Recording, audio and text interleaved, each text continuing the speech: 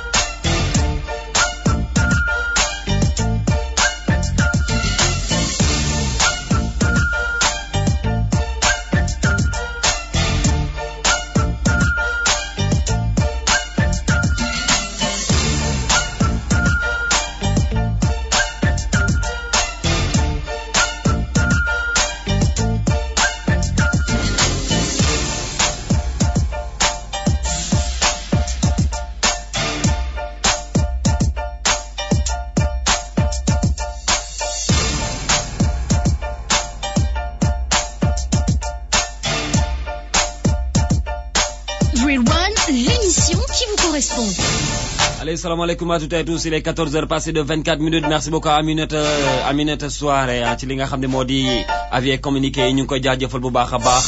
ay ca yegg si nañ sànq bi muy jeexal dama ne ko woon man dama bëri bagage fu ma neex laay génn. J'espère que gars yi ñu ngi doon xaar sax ma génn ci rétro wala ñu def bon jaaxle mais déglul lii dafa am lu tax ma def ko. Well, I don't know what will happen now. ay ca maa ngi leen di béggee bu baax a baax encore une fois gars yi ñuy bàyyi xel un peu partout au Sénégal dañu déglu ci www.rfm.sn nekk fépp ci àddina bi sans oublier également gars yi ñu déglu ci biir Sénégal ci suñu fréquence yu wuute yi.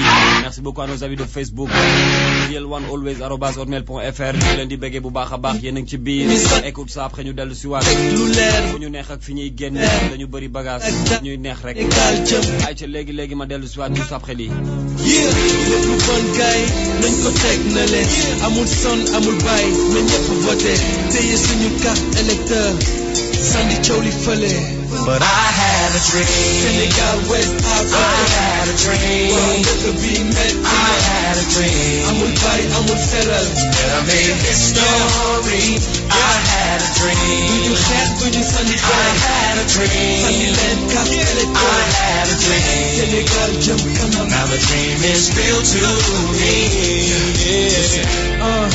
amoon naa benn gént lépp nice lépp chill lépp sedd Martin Luther King dem ba nekk king nekk du fi mais ba léegi dañ koy feel léegi xam ngeen la moo ñu dese def lu baax ak gëm-gëm kese mun nga rey kuy génn waaye doo mës a rey suñu génn. I had a dream. Senegal, West Africa. I had a dream. I had a dream. amul bay amul feral. And I made history. I had a dream. I had a dream. I had a dream. Senegal jëm kanam. Now the dream is real to me. We have to win, and we're gonna win. Yeah, we shall overcome. Yeah. Mun nga rey kuy gént, waaye doo mës a rey géntam. It's forever. You can kill the dreamer, but you can't kill the dream. Yeah. I had a dream. Senegal, West Africa. I had a dream. I had a dream. I made history. I had a dream. I had a dream. I had a dream. Now the dream is real to me. I had a dream. I had a dream. I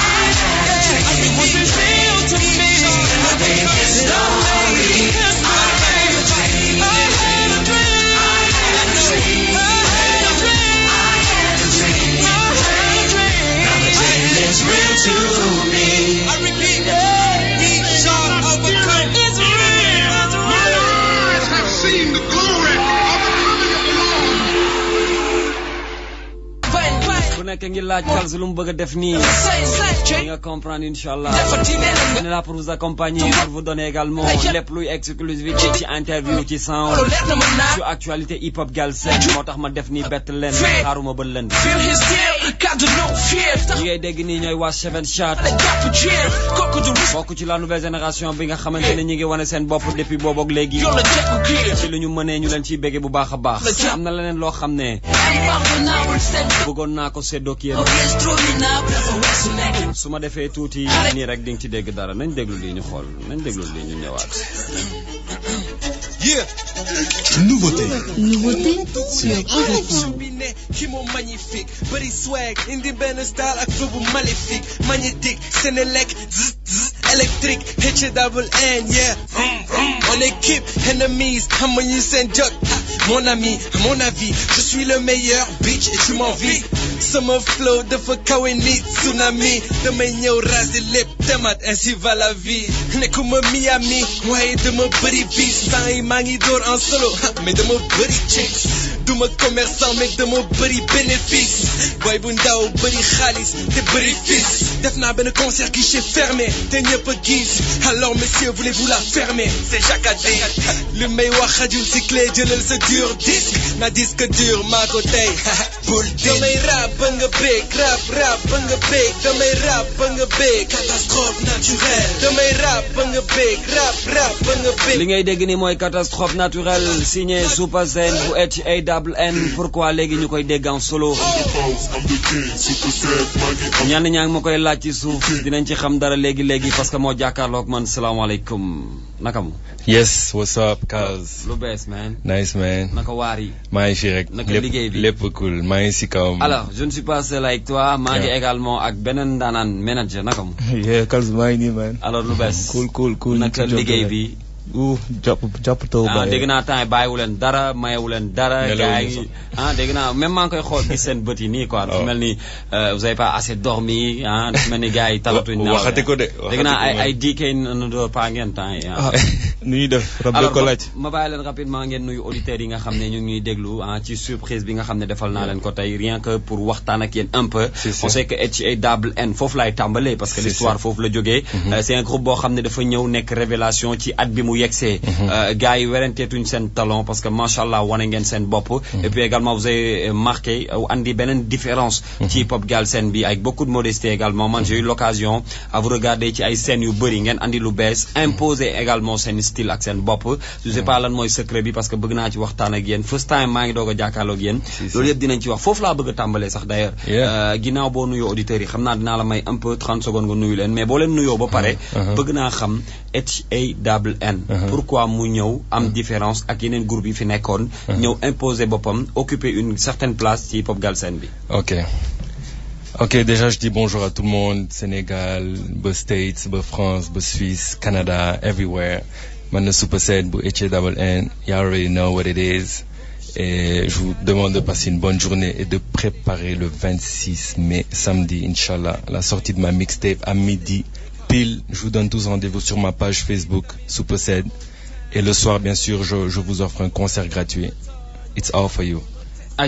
Manager nakam. Yeah, nice Kalz man. Comme que le mec qui parle en français man damay def olof xam nga parce que ñu bari ñuy déglu te olof bi la ñu gën a maîtriser.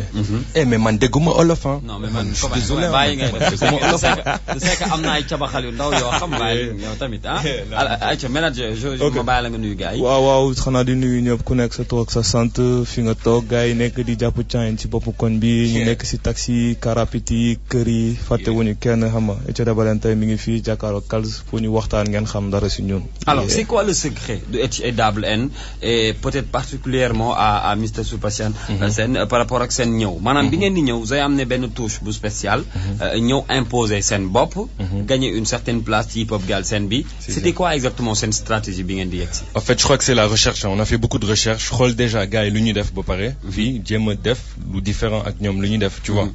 En plus on est genre les plus jeunes on va dire des rappeurs sénégalais en ce moment on était les plus jeunes. On s'est dit on va essayer de ramener un truc une touche différente de ce que les grands ont déjà ramené. On a fait des recherches on est plus influencé par le rap américain rap français tu vois et on a pris un peu, on s'est inspiré d'un peu de tout ça, du rap sénégalais, américain, français. On en a formé nous notre rap à nous quoi, de Etche Double N. C'est ça qui fait un peu la touche originale, avec des sons, avec beaucoup de mélodies qui passent partout quoi, pas trop hardcore, pas trop doux, pas trop cool. Ça, on a essayé de varier, tu vois, de faire quelque chose que tout le monde peut écouter, que ça soit un enfant de 7 ans ou une grand-mère ou un grand-père, tu vois un peu. Et voilà, je crois que c'est ça un peu qui fait l'originalité et tout dans la modestie, comme tu as dit tout à l'heure. Okay. On est naturel. Est-ce que vous attendez quand même à ce niveau bi nga xam ne foofu ngeen toll tey est-ce que bi ngeen koy génne xalaatoon ngeen ni seen premier opus mun na leen yóbbu foofu? Sérieusement non, on s'y attendait pas du tout, sérieusement. En plus son bu ñu gën a lancé mooy dañ si doon foo en plus mooy Sénélec Coupélec dañ si doon foo toog si benn taxi déglu son bi mu neex ma ne dikkee kaa ñuy door si Sénélec bi instant ñu ngi coole mënuñ sax dugal son studio ndax amul courant affaire ñu door si dal gars yi affaire mu ne au début sax il n'était même pas chaud pour le faire mu bëgg ko def man kese après mu déglu lu ma jot a mu dugal partie mu nekk benn tube international doo xam fu muy jógee quoi alors que c'est une reprise à la base, tu vois. Mais voilà quoi, je sais pas. Alors amoon un peu par rapport ak yenn critiques yi que gars yi xam nga ils sont un peu français, xam nga un peu Kaana et Medine Galsen la ñuy def. Ces genres de critiques bu fekkee yegsi na ci yéen nan la leen defoon à cette époque? Bon, sérieusement pas grand-chose parce que en général ñuy wax lool suñuy déglu par exemple rap wolof ou le rap sénégalais 5 minutes après seen playlist dina am benn 50 Cent si biir wala benn Lil Wayne wala benn whatever, tu vois un peu. Et moi ñun on fait la musique pour sortir un peu, partager la musique avec le monde entier. On fait pas la musique que pour le Sénégal. C'est vrai que fii la ñu juddu fii la ñu màggee, mais on essaie de propager ce qu'on fait un peu à travers le monde entier. Et c'est pas avec le wolof qu'on va le faire. C'est clair que ñu do ay son wolof, c'est normal fii la ñu nekk. Pour suñu public bi, la majorité de notre public c'est des Sénégalais, dégguñu sax anglais wala français, y en a plein. Okay. Mais s'ils entendent anglais wala français suñu son, c'est normal. Il faut qu'on bouge, et c'est ça qui nous a fait bouger d'ailleurs. On est sorti du Sénégal, on a fait des concerts ailleurs, dans d'autres pays, et voilà quoi, c'est ça qui nous permet de le faire, le fait d'être bilingue. Alors aujourd'hui vous avez am ngeen benn mixtape sur le marché, gars yi reconnaître nañ leen, classé leen quelque part. Alors fan la bagage bi jógee? ñenn ñi ñu ngi wax ni financièrement lépp de A à Z ci yéen la jógee. Enregistrement studio bi, la production entière. Est-ce que réellement noonu la demee wala y a des personnes derrière Etche Double N? Bon, au début vas-y Cherno. Ok, léegi pour wax ci loolu en fait avant tout ñun dañu amoon benn objectif ñu waxoon bala ñuy génne suñu premier album wala mixtape il faut que ñu indépendant, c'est-à-dire ñu fexe nañ ba teg suñu propre studio. Alhamdulilah ñu ngi ciy sant yàlla. Mais par contre ci bi amoon na benn label bu nekk Paris bu tudd Black Corner Record. Bon xamante woon nañ bu yàgg, moom dafa déplacé wu de Paris ak fii gars yi ñëw def groupe ñëw ñu signé ak ñun contrat def ko 50-50 ñu ne léegi mixtape bi dañ koy génne pour def test pour xool ndax di ngeen mën a atteindre benn public. Je crois ñu def ko, ñoom ñoo si jàpp parce que financièrement noonu la demee ñoom dañ def 50%, ñu def 50%. ñu boole ko loolu moo tax mooy am pour ñu mun ko génne. Yeah. Ok, donc finalement benn collabo la nekk entre yéen ak ñoom. Exactly. Black Corner Record. Ok, alors ñi ngi ak waa Etche Double N, li ñu gën a intéressé aujourd'hui également bokk na ci mixtape bi nga xam ne en solo la ko Super Sen nar a génnee. Loolu aussi andi na benn coow. Je sais pas ndax yegsi na ci yéen ou pas. La première fois bi may njëkk a wax loolu ñi ma njëkk a posé question message yaa ngi ak man mooy est-ce que Etche Double N dafa tas. Joxe woon ngeen ay raisons ne que kenn ki peut-être dafa nekk sur des trucs personnels. Moo tax yéen ngeen di préparer wala yow ngay préparer sa mixtape en solo. Bëgg naa ñu ñëw ci loolu également. Alors aujourd'hui benn mixtape moo génn. Quelques jours après ou quelques mois plus tard. ñu lay xaar yow en solo. Pourquoi loolu am tey? bu mën a tontu ak benn son mais benn exclusivité bu nekk fii justement dama koy indi musuma ko. mooy ban si. Etche Double N Forever, justement ça répond à toutes ces questions. may naa ko public bu doon laajte loolu yëpp ak yow tamit. Mais donne-moi quelques explications déjà. déglul rek di nga comprendre lépp. ba ma joxee tamit ma jël de. déglul rek jël le son bi.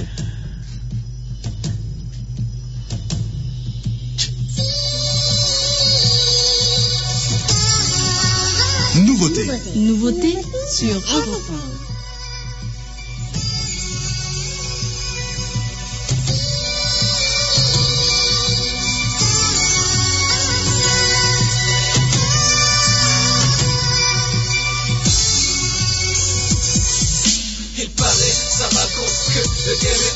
c'est H-double-N forever. Il paraît, ça raconte que le game est over. C'est H-double-N forever. Il paraît, ça raconte que le game est over. C'est H-double-N forever. Il paraît, ça raconte que le game est over. C'est H-double-N forever. Il paraît que sur le rap en solo, H-double-N est dead. Que le Cristal fait son chemin, que sa carrière s'arrête. D'après les ragots, le clash est pour bientôt. Une histoire de meuf à l'origine de leur blême pro. Paraît que c'est pour de la thune, paraît que c'est pour le buzz. Paraît que le groupe ne s'entend plus, il doit surmonter cette épreuve. Paraît que tout ça, c'est des conneries. C'est ce que pensent certaines groupies. Les jaloux comprennent pas, disent que c'est conneries. S'il y a une rumeur, au fond, elle vient de quelque part. Normal quand l'un d'eux est sur scène, que l'autre est autre part. Ce qui est sûr, c'est qu'on n'oublie pas qu'on a grandi ensemble. Nos premiers pas dans ce game ne pourraient pas surpasser notre enfance. Big up à Ali, Omar Babs, Cherna et Martial. Big up à tous les rap d'Alzen, au fond on leur doit bien ça. Si tu quittes, lève tes bras, ça te plaît pas, rentre chez toi. H-double-N depuis le départ, ça a toujours été ça. Il paraît, ça raconte que le game est over. C'est H-double-N forever. Il paraît, ça raconte que le game est over. C'est H-double-N forever. Il paraît, ça raconte que le game est over. C'est H-double-N forever. Il paraît, ça raconte que le game est over. C'est H-double-N. Okay. Even if I die now, H-double-N's gon' be forever. Yeah, I say forever. I repeat forever. I got it in my heart. I write it on my arm. I see it with my eyes. I keep it in my palm. I call it God-given. I can see myself without it. It's more than a crew. It's a family. You got it. It's more than the music. It's everything around it. The black on our back. I ain't gotta talk about it. It's deeper than your pussy haters, you can understand it. It's deeper than your thoughts, even coffee can't explain it. It's harder than a rock and everything you can't imagine. It's higher than the clouds and the sky, you better know it. Even if I die tonight, I know it's H-double-N forever. And if your niggas down the ride, you know it's H-double-N forever. Il paraît, ça raconte que le game est over. C'est H-double-N forever. Il paraît, ça raconte que le game est over. Il paraît, ça raconte que le game est over, mais dafa mel ni dameewul noonu de ah dafa mel ni game bi jeexul de wala. dafa mel ni dégg naa ni H-double-N forever maanaam c'est pour toujours. Voilà. dara du ci mës a jeex. affaire bi day mujjee affaire de famille la dafa mel ni ma déggee le texte c'est ça parce que maa ngi dégg ngay raconter également depuis tout petit la. Voilà. yéegandoo ensemble. waaw partie boobu Diké Style moo koy wax en français. si si ok fu muy nekk ci sa album ci sa mixtape. ouais si sama mixtape la nekk. donc tu veux répondre directement que H-double-N tasul. voilà parce qu'il y a en fait tasul même su man loolu laa wax sama couplet sama début couplet même su ma deewee tey H-double-N is forever it's gonna be forever. maanaam c'est plus que la musique c'est plus qu'un groupe de rap c'est une famille comme li ma wax c'est au-delà de la musique c'est autre chose c'est une famille tu vois. donc nan ngay expliquer tey nga bëgg a génne en solo yow kon nan ngay expliquer. justement que même si maa ngi génne en solo que H-double-N mu ngi fii ba léegi parce que moom laa tatoué sama loxo fii c'est pas pour rien quoi parce que H-double-N moo ma yor. mais quand même tëboo rek ah soyons un peu plus clair aussi ci déglu tëboo rek benn journée da ngay génne sa album en solo wala sa mixtape en solo. donc il y a des raisons yoo xam ne moom ngeen toog teg ko pour wax ni yow da ngay génne sa mixtape en solo. parce que j'ai beaucoup plus de temps que Diké Style en fait parce que c'est pas parce qu'on a formé un groupe que mënuma génne album en solo Diké Style tamit mënoon na génne album en solo tey tu vois c'est comme ça chaque groupe c'est comme ça 50 Cent mu ngi yoon ci G-Unit il a sorti son album en solo Lloyd Banks en solo Young Buck en solo mais G-Unit c'est pour la vie on va jamais oublier G-Unit you know. alors pour retourner un peu ci manager peut-être moom en tant qu'artiste dina jéem a protéger DK un peu mais bon comment ça s'explique ngay xaar groupe ñu war a ñëw ci album wala ñu ñëw ci deuxième mixtape quelques moments plus tard nga gis kenn muy génnee moom en solo dina xaw a jaxasoo ci public bi xalaatoon ngeen ni sax dina am rumeur bu groupe bi tas na non am na rumeur yu bari yu ñu dégg donc loolu nan ngeen koy expliquer. léegi pour wax gars yi benn affaire avant tout ñun bu ñu amee 7 ans ba léegi ñu ngi ànd. du musique moo ñu defar quoi. maanaam groupe bi yëpp man Diké Style ñoo bokkoon même cité ak ingénieur son infographe ñun ñëpp ñoo bokkoon même cité clip tout le staff ñoo bokk même cité Bellevue et Maris la nekk ñi leen jàngee Maris xam ne waaw voilà boobu moo doon premier cité boobu depuis 1990 la ñun cité boobu moo njëkk Maris bi yëpp léegi du musique moo ñu defar ñu ñoo defar musique dañu màgg musique mënuñu taas Dike Style pour wax la que démb ñoo nekk ba 4h du matin studio mais c'est juste que comme le mot dafa am benn problème pas problème laa koy waxee sax mais benn empêchement par rapport ak famille am léegi du am temps pour mun ñu suivre si scène yi. léegi da doon métti di jouer tout le temps ngay dégg voix am si son yi. léegi ak bi ñu décidé sa affaire bi sax moom mi ngi toog ñu ko léegi comme parce que du ñu yëkkati buzz ba fii wàccaat léegi pour maintenir ko on est obligé seet yow nga pour l'instant nga tenir Etienne Daba Lane en solo en attendant moom muy lijjanti li muy lijjanti su paree mu dellu si fekkaat ñu si course bi moo tax train bi mënul arrêter quoi wagon la buy continuer rek. un peu compliqué quand même à comprendre hein. Je sais pas ndax ni may déggee la ak ni ngeen di déggee mais bon je vois que c'est une histoire de famille. mënul tas relation yi mënul yàqu mais artistiquement également dafa am loo leen war a jox public bi. ok non loolu je suis d'accord dafa am public bi li mu doon xaar ci yéen. muy la suite de cette mixtape bi weesu un jour ou l'autre peut-être est-ce que dinañ toogaat gisaat HA au grand complet. waaw inchallah très bientôt. déjà c'est possible non déjà non concert bi ñuy def nii samedi concert gratuit bi ñuy def koñ ba Dike Style dafay ñëw jouer. il sera là parce qu'il aura le temps. day ñëw jouer.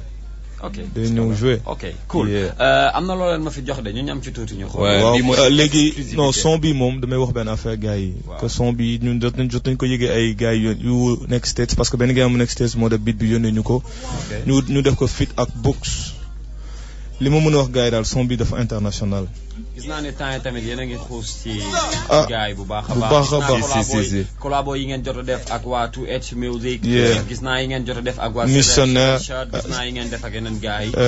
vidéo bu bees Simon. Canabasse maa ngi ciy ñëw ci kanam nañu. bi exclusivité la bokk seen kumpa Etienne Daba Lane. après ñu dellu ku koy xoolee bëtu leneen jox day fay sunu crew mu ngi feneen rap rek tey sunu baaf wane leneen an lay may ku koy séntu aji ñeneen def ngeen ay seen kaw bàq feneen loo ak kaay yi baaf sunu mënin def rock tey gëmuloo weddiloo jéem loo lay rabuloo bàyyiloo am jom day xëy jom day fay jom day may jom day kaay jom day lay jom day kaay jom am kaay niga jom day fay rabaguma dara niga dee ñuy pray.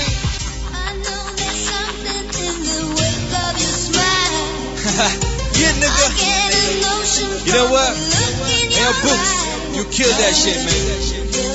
Yeah, but now it's my turn. Super sad, baby. H-A-double-N, send Kumpa.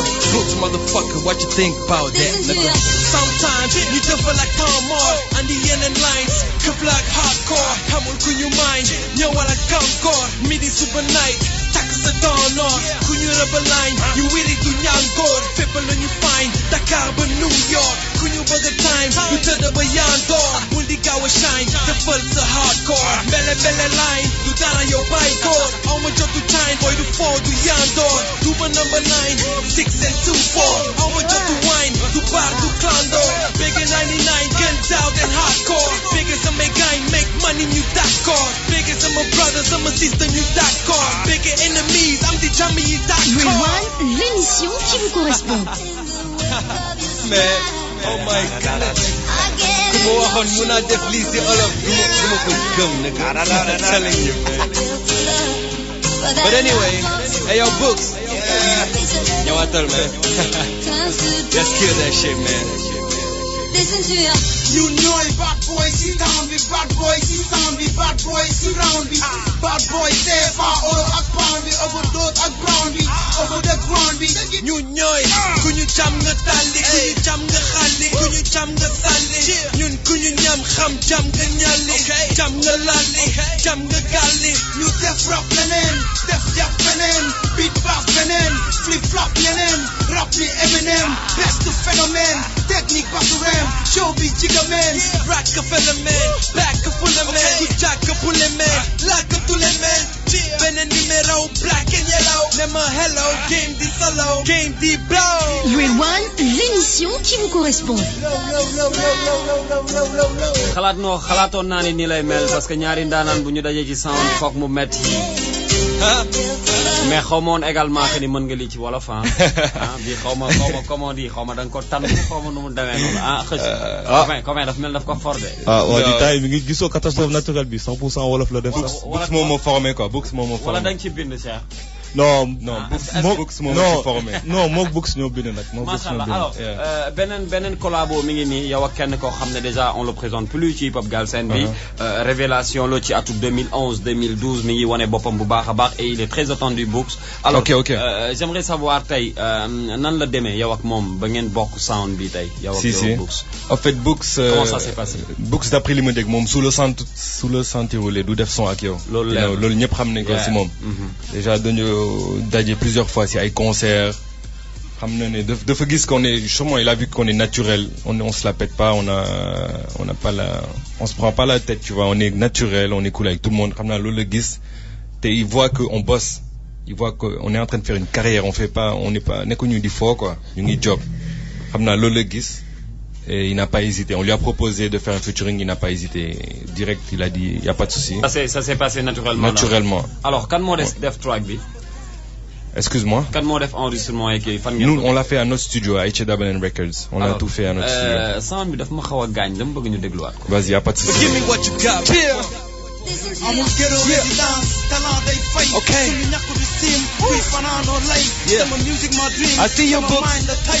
di bee ngi def crime. jàpp noon bi rey. Come on. su koy xoolee bëtu leneen. jox day fay.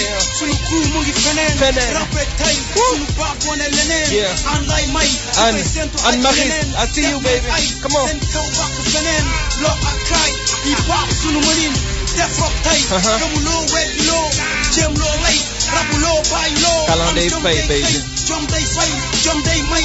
jom day kaay. jom day lay. jom day kaay. am kaay. nigga jom day fay. rabu duma dara nigga dee ñuy praay. Oh my goodness. RFM, ça se passe ici baby. Rewind, l'émission qui vous correspond. Kill that shit man. Yeah. But now it's my turn. Super set, baby. HAWN. Send Kumpa. Books, motherfucker, what you think about it? Sometimes you devil like hardcore. And the end lines, cup like hardcore. Hamul kunyu mind, nyawala kamkor. Midi super night, takasa donna. Kunyu rubber line, you really do nyango. People when you find, Dakar but New York. Kunyu burger time, you tell the beyond door. Will the gawa shine, the pulse a hardcore. Mele line, do dara yo bike. Okay. Almost just to time, boy, to fall to Yandor. Tuba number 9, 6 and 2, 4. Almost just to wine, bar to Clondo. Bigger 99, get out and hardcore. Bigger some make gang, make I see money, you, baby. Dakar. Bigger some my brothers, some my sister, you Dakar. Bigger enemies, I'm the chummy, you Dakar. Man, son bi amul man ñu may gañ. Lu ku ma waxoon mun naa def lii si olof. du ma ko gëm ne que. man sax du ma ko gëm. But anyway, hey yo Books. Oh my goodness. ñëwaatal man. yi mooy tube de l'année man man maa ko wax. Come on. You know it, bad boys, sit down with bad boys, sit down with bad boys, surround it. Bad boys, say far all ak pound it. Overdose ak ground it, over the ground it. Come on, you know it. Kunyu jam nga tali, kunyu jam nga xali, kunyu jam nga sali. Ñun kunyu jam xam, jam nga ñali, jam nga lali, jam nga gali. Ñu def rap leneen, def jap leneen, beat bap leneen. Hey yo Books, flip flop I see yeneen, you. rap ni Eminem, best to phenomene. This is for my man, Bas. Bas Mediator. Martial. Aziz Lo, I see you guys. This is for you guys. Black and yellow, never hello, game di solo, game di blow. Hey yo Babs loo wax si li man.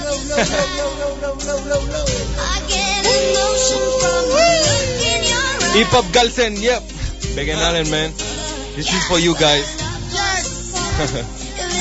Galsen forever.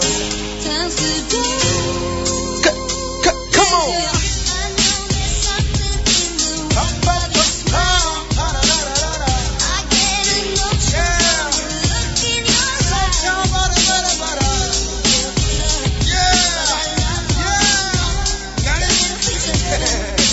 Dolli ñu waay.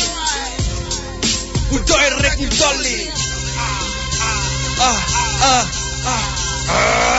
Come on. Woo. Yeah. Woo. Galsen, what's up? My nigga Books. Super Set is in the building too.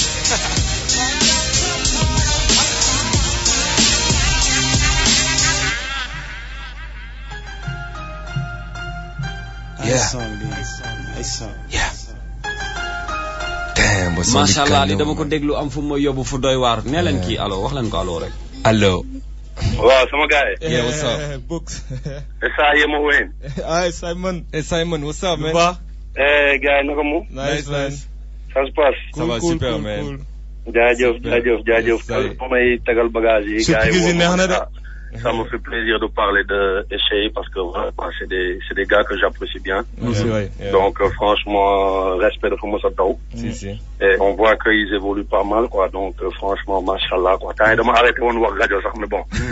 comme yéen la ma ne xaaral ma ñëw. Ah, surprise bi neex xaaral na. ma big up génnaat. yow xam nga ni doo ma rëcc yow xam nga Surprise bi loolu. neex na, man. Merci. barki yàlla Surprise bi neex na kalsa baaxul mais bon franchement comme ni mu ko waxee si c'est vous am na ñoo xam ne moom voilà quoi tu parles d'eux avec plaisir parce que da ngay gis évolution bi da ngay gis ni ñu gëmee affaire bi en peu de temps teg seen studio commencé record damay gis ay clip sax ay ñeneen gars xam nga fait au studio fait par vous donc ça fait plaisir quoi job bi moom day gën a avancer rek day gën a law ba faw rek Run this town. alors Simon nan nga gisee aujourd'hui ñu bokk ak benn track ak Mr Books bi nga xam ne kenn dootu ko présenté ci hip hop Galsen par rapport ak li muy def ci atum 2011 2012 ak li nga xam ne moom lay waajal ñu gis tey mu partagé ak ñoom benn sound boo xamante ni man lii dama ko déglu léegi ne lii tube lay doon par A ou B Sénégal ak àddina bi yëpp dinañ ko déglu parce que talent moo ci nekk technique moo ci nekk te son bi macha allah alors xaw ma ndax jot nga ko déglu ou pas mais lu mel noonu yow nan nga koy yëgee. waaw dañ ci déglu rek xam nga bon Books moom comme ni nga ko waxee kenn waxatul ay bagaasam donc quand tu vois tamit que le son tamit yegg niveau boobu ça veut dire que ñoom tamit Echey tamit def na ci wàllam et c'est tout à fait normal mooy li ñuy wax yow xam nga ne da ngay tollu benn moment loo def tube la quoi loo def tube la parce que c'est ça qui fait la différence dootoo def sound pour def sound mais da ngay def sound soit pour mu heurter les esprits soit pour mu nekk tube yëngal xol yi soit genre jàpp yooyu quoi tu vois donc on fait plus de musique pour faire des musiques quoi sound waratul jaar inaperçu quoi donc looloo tax reste bon déglooguma sound bi mais keroog bi ñu ñëwee fekk ma Médina on était à la Médina avec Books niñ ma taalee sound bi rek xam naa ne day joxe dara quoi non macha allah macha allah. dinaa la ko may ma ko maa ngi nii di wàcc dans 2 minutes xam naa dinaa la gët ci oto bi mayaat ma sound bi comme ça ma yokkal sa rajo dinaa la gaañ. ok bul wax dara jaajëf merci waay Simon. il fallait que ma defal leen surprise boobu parce que yàgg naa toog ak Simon mu may wax seen wax pour la première fois mu may njëkk a tegal Echey Dablen ma ne ko mooy yow saa yoo ñëwee andi benn groupe mu ne ma booy présentel ma gars yi rek ma ne ko chaque jour nga andi benn groupe mu ne ma seetaanal gars yi après nga wax ma seetaan gars yi wàcc j'ai bien apprécié li ngeen def jour boobu noonu macha allah également mus naa fa ñëw macha allah ça fait presque léegi 2 ans ak waa Nescafé ak Mass bu Black Diamonds moment bi ñuy préparé pour dem Kora yi donc vous étiez là-bas également def benn prestation bu nice donc ça montre que ni yaay gars yi yàgg nañ leen gis et puis ñu ngi leen di bàyyi xel macha allah te Simon li mu wax nii également beneen preuve la buy wane nii vous êtes talentueux parce que gars yi dam leen xam c'est pas des personnes yoo xam ne dañuy ñëw rek wax nii pour jeter leen ay fleurs c'est parce que yéen a wane dara moo tax ñoom tamit également ñu mën ci témoigner ci yéen dama xuloog moom léegi ci suuf ba sonn parce que daf ma ne du wax quoi ma ne ko par A ou B di nga wax parce que waa Echey il faut que ñu defal leen affaire et déjà man maa ngi seen ginnaaw Real One mi ngi seen ginnaaw alors li ñu desee nag ci waxtu bëriwul apparemment pour rappeler gars yi que Real One suñu premier mixtape ay partenaires lañ. bien sûr tamit ay partenaires lañ. baax a baax et cette fois-ci sax autrement parce que l'émission est labellisée maintenant. donc dinañ mën leen accompagner bu baax a baax par rapport ak beaucoup de choses yi ngeen di def. et puis on fera même pourquoi pas la semaine prochaine benn portrait spécial pour Supa Sen. expliquer également fan la jaar ci Echey Dablen ba fi mu ñëw tey vous aurez également l'exclusivité de cet album. li nga xam ne yaa ngi koy waajal lépp dinañ ko topp de A à Z. bu leen ñu ci baal dara lépp dinañ ko dégtal gars yi. yéen a ngi waajal ay événements je pense que c'est très bien. Hein? Si. Déjà samedi là, le premier je balance un concert gratuit c'est le jour de la sortie de ma mixtape d'ailleurs, de Reborn. Déjà je voulais expliquer le titre de la mixtape de Reborn parce que ñu bari ils comprennent pas de Reborn parce que ils prennent genre quand soo koy gis da ngay ne c'est la renaissance alors que la renaissance en anglais c'est the rebirth lañ koy waxee. Mais de Reborn je me suis inspiré d'un livre en fait benn gain bu tuddoon The Reborn moom il tue dans l'œuf en fait ba laa kii bi di juddu foofu la koy rey tu comprends un peu du bàyyi sax affaire bi juddu day nekk rek mu rey ko quoi balaa mu juddu si nen bi la koy rey si biir nen bi. mais tu dans l'œuf. dans le bon sens du terme. non mais waaw nag ma di je suis pas un meurtrier.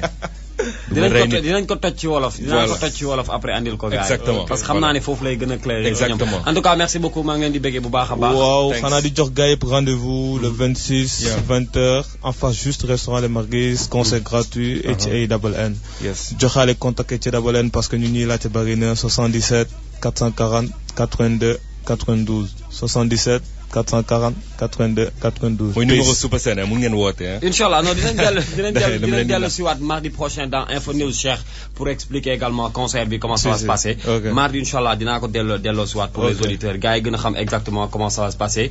et puis ñu ngi leen di béggee bu baax a baax. merci waay thanks a lot. merci RFM merci. samedi à midi pile page Super Sen tous rendez-vous. merci beaucoup les gars. Sometimes you can feel like Tom Moore and the end lines could black hardcore xamul ku ñu mind ay ci damay tënk xibaar yi léegi ak soxna Mantouré Niang noo def. sant yàlla alhamdulilah mbaa yaa ngi am jàmm. sant yàlla bismillah. Bonjour, manifestation sur l'axe Kolda-Ziguinchor. Des populations de l'arrondissement de Djebana dans la région de Sédhiou ont bloqué ce matin ce passage. Ces manifestants emmenés par des chefs de village de cette localité protestent contre la recrudescence des attaques perpétrées dans leur terroir par des bandes armées. La mine d'or de Sabodala, qui produit 120 000 à 140 000 onces d'or par an, a entamé cette année son expansion pour un coût de plus de 31 milliards de francs CFA. L'objectif est d'atteindre 200 000 onces par an, une annonce faite par la chargée de l'environnement à la compagnie minière Teranga Gold Corporation, Christiane Massé, au cours d'une conférence de presse. Elle rappelle que la mine de Sabodala, enfoncée à environ 120 mètres, a de la ressource en profondeur pour encore 5 ans d'exploitation. Ahmed Khalifa Niasse répond à l'IGE. Il déclare que la mission de promotion de la nouvelle capitale politique et administrative n'a jamais bénéficié de crédit et ne doit pas figurer dans la liste des institutions à auditer. Il considère cela comme une offense et compte faire valoir ses droits. Le leader du FAP a abordé d'autres points. Il prévoit d'attaquer le décret d'annulation des taxes sur les appels entrants pour cause de népotisme. Il estime que le chef de l'État n'a pas le droit de renoncer aux recettes des finances publiques. Ahmed Khalifa Niasse considère aussi l'aide aux cultivateurs insuffisant. Le montant doit être renforcé. Il était en conférence de presse ce matin. Un rendez-vous à 16h, conférence de presse d'un comité d'organisation du pèlerinage de Popenguine. C'est au centre Daniel Brottier. Et ce vendredi, match amical international Maroc-Sénégal à Marrakech au Maroc. Damdoy et Bouna Koundoul ne seront pas de la partie. Ils sont forfaits. Ce match entre dans le cadre de la préparation du Mondial 2014. Le premier match du Sénégal dans ces éliminatoires, ce sera ce 2 juin contre le Libéria et le Wolof. C'est tout de suite.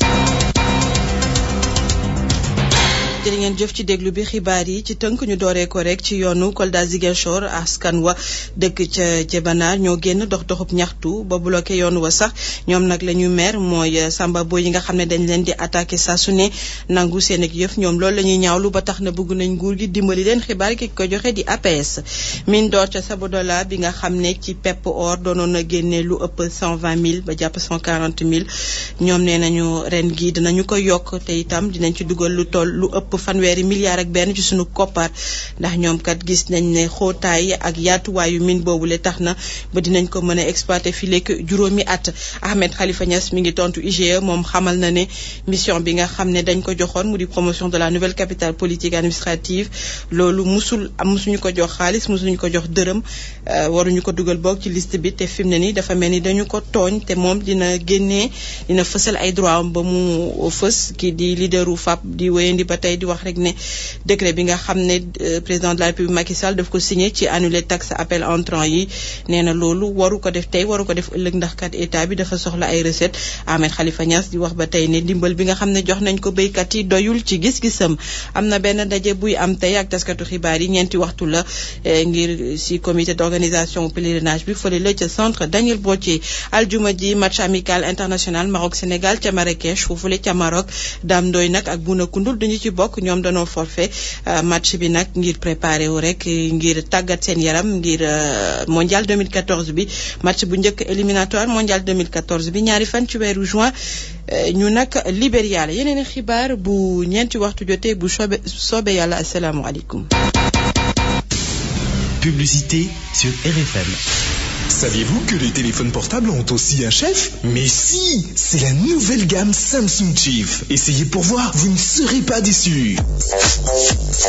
Regardez le modèle E1085 de la gamme Chief de Samsung. À portée de main, il est solide, il est résistant, il a une batterie qui tient très longtemps. De plus, le E1085 de la gamme Samsung Chief est doté d'une radio, d'une lampe torche, d'écouteurs, sans oublier la fonction traçage mobile qui permet de retrouver le téléphone en cas de perte ou de vol. Non, vous ne rêvez pas, c'est du vrai, c'est pratique, c'est efficace et ça ne coûte pas cher. Et oui, I'm sexy and I know it. Le E1085 de la gamme Samsung Chief ne coûte que 11 000 francs CFA. Et tenez-vous bien, le E1085 de la gamme Samsung Chief arrive avec une carte SIM et 1000 francs de crédit. En plus, il est garanti 12 mois. Samsung Chief, la gamme de mobile sur laquelle vous pouvez compter. Vérifiez bien que la boîte contenant le téléphone n'a pas été ouverte et que le logo Samsung Chief y est bien apposé. Offre disponible dans tous les points de vente partenaires de Samsung, mais également dans les agences et points de vente de Tigo.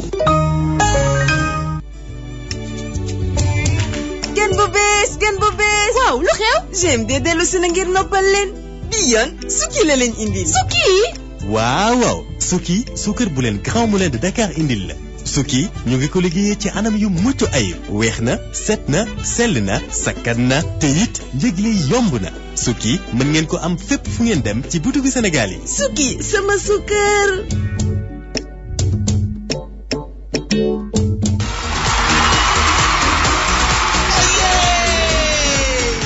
le 30 juin 2012 yéen itam mën ngeen a gagné te bokk ci ñiy dem Istanbul waaw jël leen benn paquet de crème dong def ko ci enveloppe bind ci seen tour adresse ak numéro de téléphone envoyé ko poste BP 2603 Dakar RP wala ngeen déposé ko ci urne yi nekk ci seen bitigu quartier yi mën ngeen a bokk ci pomme itam ci www.biscrème.sn loo leen di gën a joué gën a yokk seen wërsëgu ngañaay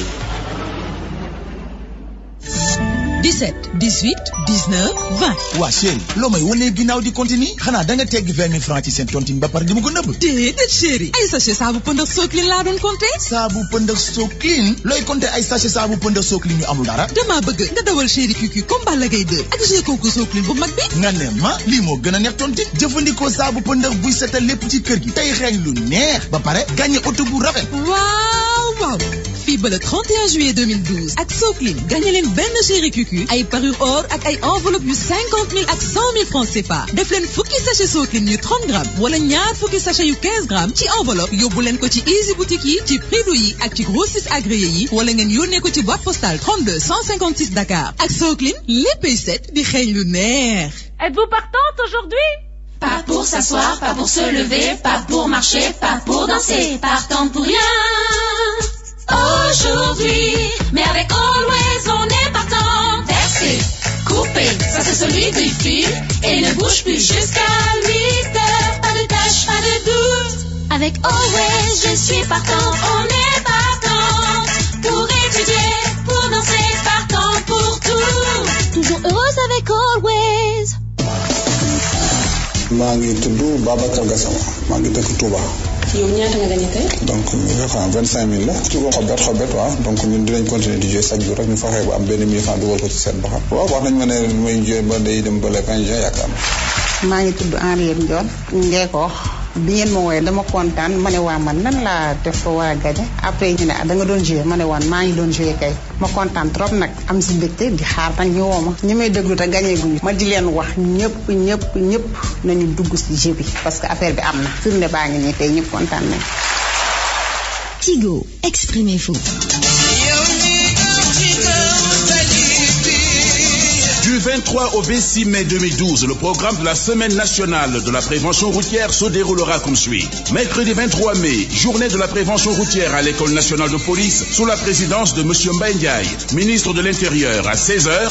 Je répète, à 16h, au lieu de 9h comme précédemment annoncé. Jeudi 24 mai, journée de réflexion sur la sécurité routière au CEDEPS de Thiaroye, avec les chauffeurs et transporteurs et les autres acteurs qui œuvrent pour la sécurité routière. Vendredi 25 5 mai, hommage à Ramatoulaye Dramé et Pape Chersal, 2 élèves du groupe scolaire Machallah, morts accidentellement sur la VDN.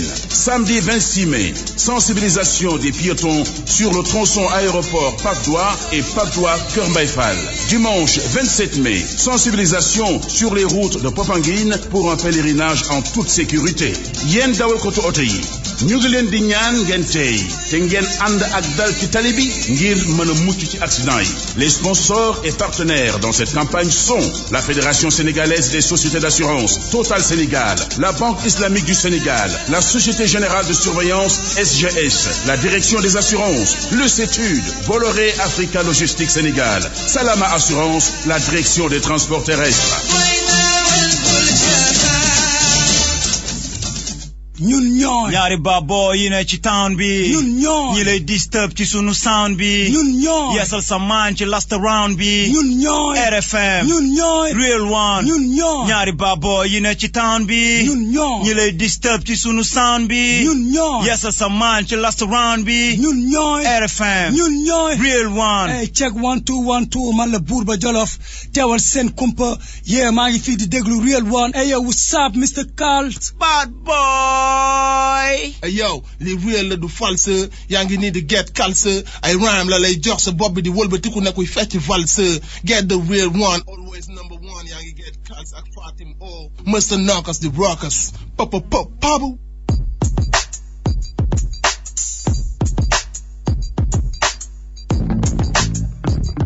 SM58 58 Dakar Connection. Real One, l'émission qui vous correspond. Dara ji family, tabax benn pont, benn nation. Parenga, indil. Mamadou is black, Lucy is white, Aisha is Arab, but you don't seem to get it right. It's alright if we accept our differences. Yeah, one people. No, it's not about the color of your eyes, either your confession or your gender or your size. It's alright if we accept our differences.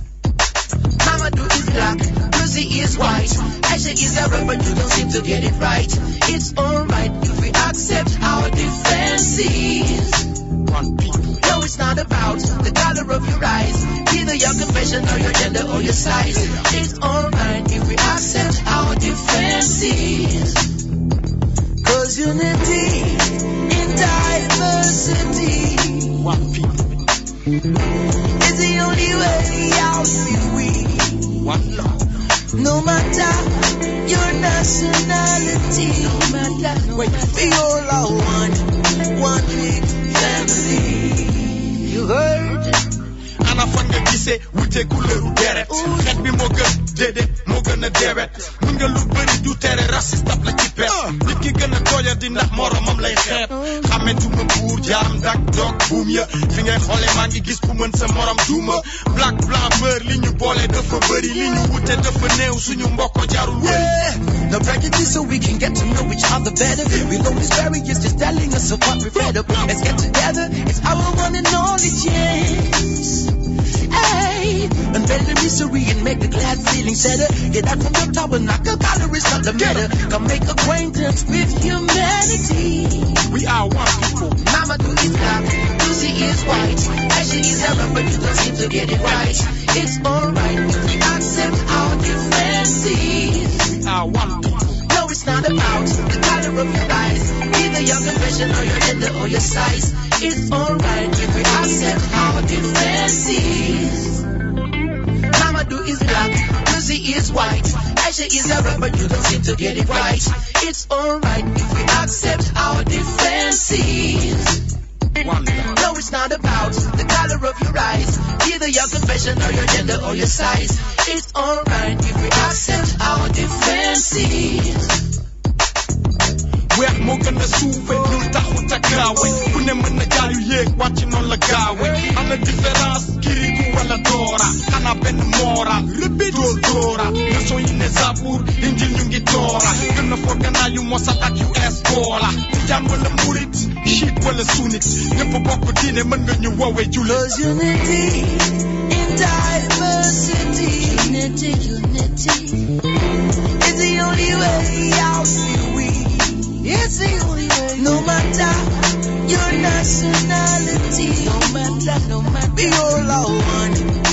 big family.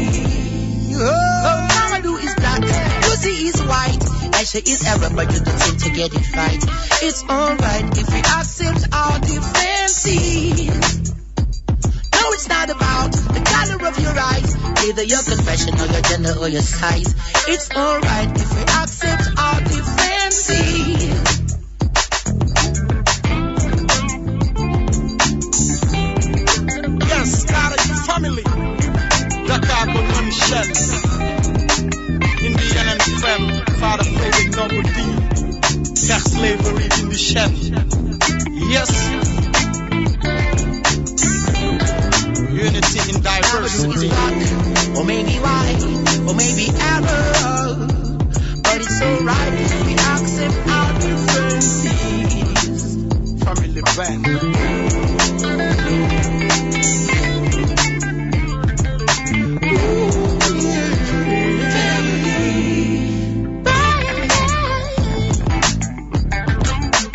À l'instant Daara J Family Universal ID exclusivité dans le Real One fii rek nga koy déggee bàyyi ci xel dina bokk ci une compilation internationale boo xam ne war na disponible un peu partout foo dem gis ko fa Daara J représenté le Sénégal ci biir ànd ci avec le groupe Pifras ñu ngi leen di béggee bu baax a baax de passage ci représenté bi ñuy représenté le hip hop Galsen yaa ngi ci number one des émissions Real One tout de suite bu ma jógee foofu beneen laa lay jox di nouveauté PDF signé Bad Blendé Mr Malal et compagnie déglul lii su ma ci noppee dinaa la joxaat exclusivité bi ma la dégtaloon sànq ci waa HAWN Books maa ngi ciy ñëwaat ci kanam tuuti je vous promets loolu dina def bombe ci Sénégal ñëpp dinañ ci wax dinañ ko waxtaanee nañ dégluwaat lii après ñu dellu si. sax bëgg a jël rap def yëfi gune wax dëgg tëj rap caabi buntu gune fenn kese fës télé gis mi ne diine kaa ñu gise fees pale gis filmu ciné Abdoulaye lay di ñu baratine politique gu saay di ñu karapine doomi waat kaasa dooma manipulé dama war di kaasa dooma na xeppule dégg naa bëgg nguur sax bi yëfi sëriñ dama wax yàlla buur moo fi ëpp njëriñ sexe mooy nëf mburu foofu ko fëriñ xaax ci yéen def ñuul kuk ni këriñ mënoo tari fatiya bëgg ma jox la adiya maa ko sañ maa bañ dum la ma sa tarbiya ana sama wasila léegi cere baasi la politique diine flic jax dafa la xenaasi la diine jaangi naax saay mooy fu ñu weeru ndax dëgg ndax saay kaañ bi ñu teelu kontaneeru léppoon ana seeni léppoon nax na la weddi li mu waxoon diine jaangi naax saay mooy fu ñu weeru ndax dëgg ndax saay kaañ bi ñu teelu kontaneeru léppoon ana seeni léppoon nax na la weddi li mu waxoon xambale ko baasin ni xiraba yaasin imaan na gistaan dëgg baatin el jël alluwa bu sako xam-xam nango dara huluwa tari wàcc am ndam saay rek omrin day rek toltin nëgg yàlla cala bàyyi xel ci miskin nag nañu timi seere bene fermé baxele ci rimi si tu le permets teg yoon cerné sekk kon berne tekk nit nekk nit boobu duñu berne kambe juuti bakkaat jaxajaloo zakkaat fene boole nga di bone bundi joodi kat kaa sandelu king kong def ci balu ping pong duñu lakk ching chong duñu baby ding dong duñu doole kobi bow di kobi maala mere yàlla tere fay dooma robi diine jaangi naax saay wooy fu ñu weeru ndax dëgg ndax saay kaañ gi ñu teeru kontaneeru léppoon ana seeni léppoon nax na la weddi li mu waxoon diine jaangi naax saay wooy fu ñu weeru ndax dëgg ndax saay kaañ gi ñu teeru kontaneeru léppoon ana seeni léppoon nax na la weddi li mu waxoon alifun baun saun dikum dakum garodi babun bulgam jaaxum lekkoon lippoon kun fa yakun laaj foo nekkoon feeñal nit ñi lëndëm nëbboon yaab ni riba bi ngeen lekkoon nax na la weddi li mu waxoon mi ngi saaraan def yàlla moro merci beaucoup à Mr Bayano maa ngi lay béggee bu baax a baax kay fecc Bayano j'ai reçu le message je comprends parce que xam naa ni danga may bëgg di ma tegaat des fois comprendre naa bu baax a baax maa ngi jéggalu bu fekkee ni ma la tontoo neexu la sama gaan nga yow ñoo far maa lay béggee bu baax waaye julli suñu poos noo si hôtel nax nañu yeew buumu noteel sénégalais bu leen kenn woteel nax na la weddi li mu waxoon diine jaangi nax saay wooy fu ñu weeru ndax dëgg ndax saay kaañ gi ñu teelu kontaneeru léppoon ana seeni léppoon nax na la weddi li mu waxoon diine jaangi nax saay wooy fu ñu weeru ndax dëgg ndax saay kaañ gi ñu teelu kontaneeru léppoon ana seeni léppoon nax na la weddi li mu waxoon écoute sax waxante woon nañ ko démb man ak yow dinaa la lépp luy exclusivité nouveauté fii nga koy déggee buuru maay nga ni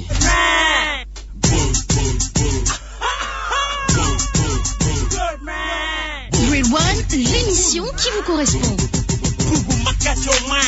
Good man. Real king is coming back. No doubt. Mbootaay fanatique yi bot ci kuréelu connaisseur ne la man yema tabb ci bopp kullu MC jot ma nga naay bu sell bii di MIC telal ma jàmm dëj ma ci pilian bi teg ci samay loxo dogal bi bal gu sax dak jàkkaarloo ni 8 mile mi ne ma papa tak ànd ak samay dak na fexe tëral saytu soñu naa tàngoo sampap armée tànn bëgg nekk teg ab jawrin jagal xaajaloo amal ab ndaje soog a jublu ci liggéey bi baby aya naate dootuma fegal biddewu xarnu bii man mi la fekkal tere yëpp laay jeexal mi lay indi technique flow style jox la rap bi gënte duusi taay jox la lu bees yees dàqu lu yees teg ko ci kees fi ma ko res tay ma taay mi lay indi technique flow style jox la rap bi gënte duusi taay jox la lu bees yees dàqu lu yees teg ko ci kees fi ma ko res tay ma taay benn balaa ñaar garmi xarañ aay ñëw di ñaxtu te lu fël jënd lël jàpp loxo we ñaar ngeen di laaj waay ñu ci jublu foqati micro ci loxo ñu koy tiitaroo di ko puukarewoo jarul àggali ndax bir na leen ni fu ma jekkoo jekkali tekkal si si toogoon di xaar ku leen xettali déclenché dun jaag toj mbaari daas bàgga dàq ji ndar kepp képp kuy ngàkka ma fexee ndar kepp amul sikki sàkk may karar ñi repp tëral jekk ren di li lëndëmoon daaw léppay leer ren di jëm ba mu sar deret ju bëri tuuru jàmm jeex lépp tar ba rét damay soobu ni ya rap rëpp na jikko fekk ëpp na yalwaan këpp na nga neel dëpp na ki lay indi technique flow style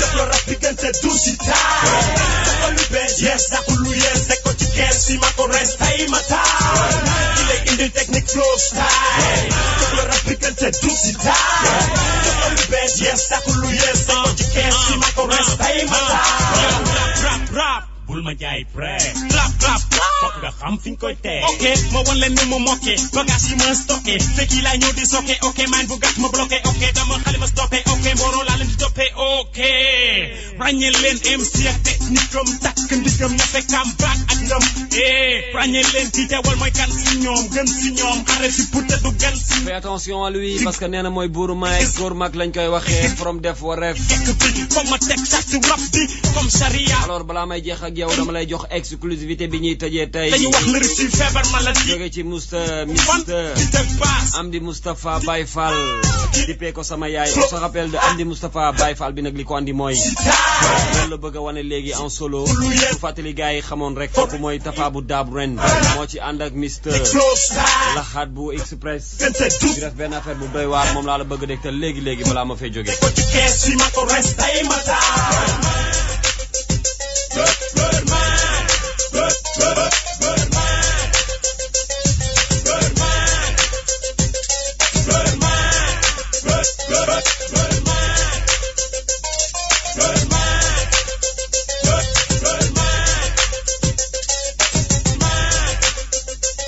soo ma dégloo léegi ma jox la exclusivité bi Mister Amdi Moustapha Baye Fall ànd ceeg Laxaat no comment déglu ko après déglu waatal bu baax a baax li ma lay jox après ñu dellu si léegi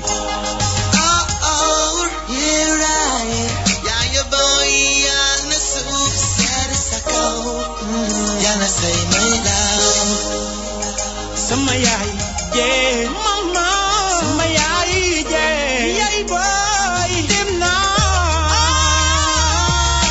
nekk ca malaakal mawti bu la ganesee loo ko berndelee lu dul sa ruu bëggul kullu nafsi saay xatil mawtu bayit bu gàtt la guddul àjjuma fukki fan ci weeru juin sama giiru dund bés bi ci gën a tiis bés boobu laa ko dund seddoo sama naqar ak sama nijaay boole ci ay loxoom la sa noyyi gi dogee moom la suñu borom boole sa ruu gi toxu génn ci sa jëmm vie jee tapp sa mbagg woo la yaay lii lan la tontu woo nga këmm yaay ndekete bésu dee du bésu dund ci sukuraat bu sedd te gaaw la sa ruu gi wuy jee boromam rongoñ setteeku dal sama dënn mel ne robinet bu bënn sama nijaay Issa bind tàgge woote juróom-ñaari meetaru perkaal morgue hôpital Fann la ko xottee yaay sama papa nee na xam na ne fi nga jëm moo lay gënal fi nga jóge ndax danga koo yërëm moom nee na ñàkk na xarit soxna su làq ngërëm yaay musuma gis sama papa mu jooy wante bi ambulance bi taxawee ñu def sàppe ay rongo ñam sëru rabal bi mu yoree lañ ko doon fompe bi nga egsee Touba ak lu Mbàkke Fall teeru la jàngal la jës bu gunge la ak jawartu bi forxaani rab yal mu hin